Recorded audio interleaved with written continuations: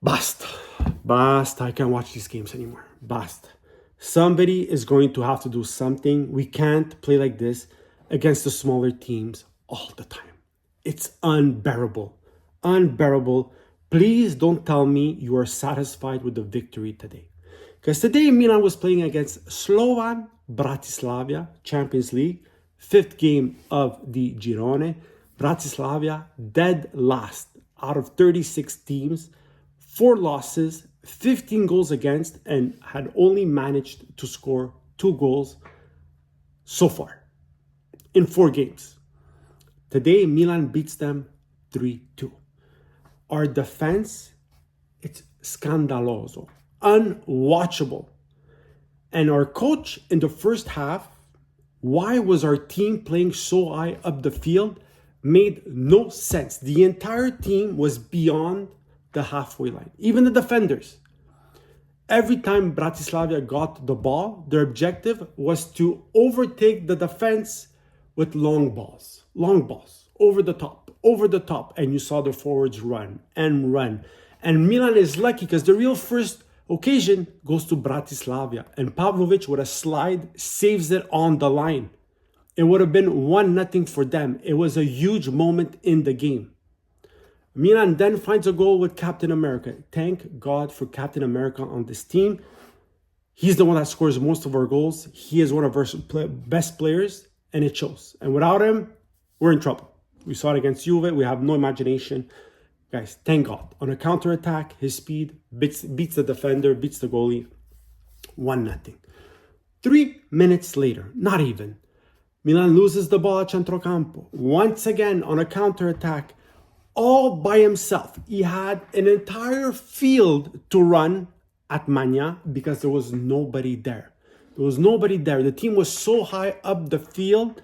He was all alone against Magna, beats him, scores 1-1. A few minutes later, on the left-hand side, Pavlovic decides that he's going to try and slot tackle to remove the ball from the winger. Completely misses the ball. Completely, like he slid. Guys, I don't know where he was going. Like, I'm laughing, but I'm laughing because it gets me nervous because he, as good as he did the first thing he did in this game by saving the goal, this to me, as a defender of a certain level, you can't do. He completely misses the ball. The guy, the forward, the winger, call him what you want, probably in shock that he still has the ball, decides to cross on a 2-on-1 from the far left-hand side, the right-hand side for Bratislava. Thank God, Tomori intercepts the cross. But they were 2-on-1. If the guy probably wouldn't have realized or wasn't in shock that he still had the ball, he would have run at the defenders, at Tomori, and we probably would have been down 2-1. We go at halftime, it is 1-1. Fonseca decides, enough without the Leao. Let's put Leao back on the field because he didn't make him start. He gave a bit of time to Okafor. He didn't look really good. Leao comes in, and I got to be honest, until he scores the goal, looked like he wasn't going to influence this game. But that is what Leao is. At a moment's notice, he can change his gear. He can score a nice goal. And this is what he does today. Fofana finds him between the lines, a nice through pass. He scores the 2-1 goal, a nice goal, a little chip over the goalie. Beautiful, 2-1. 2 minutes later, Bratislava makes a mistake. The defender passes the ball back to the goalie without noticing that Tammy Abrahams is there. He scores a goal. Luckily, he scores a goal because his shot is actually stopped by the goalie. The deflection then brings the ball into the net. And that is your winner because Bratislava actually finds a stunner of a goal at the 88th minute, right? I wrote the guy's name down because Marcelli's 19-year-old takes a shot that Magnan couldn't have done anything on. Probably surprised that he took the shot from there. Scores a stunner, 3-2. And luckily, Tolic does a horrible thing for his team because Tolic, the team had a bit of momentum back, gets 2 yellow cards for chirping at the ref within 30 seconds. Could you imagine getting 2 yellow cards for chirping at the ref?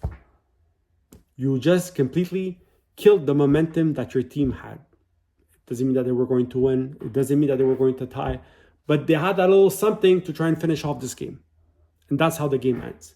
So at the end, Milan only comes out with the 3 points because they were able to capitalize on a mistake from Bratislava. That back pass that never reached the goalie that found Abraham. That is the only reason Milan comes out with the points tonight. That is the only reason. And Milan, it's the first time since 2007 that they could put 3 wins together in a row in the Champions League. Insane stat. I did not know that stat, but that is insane.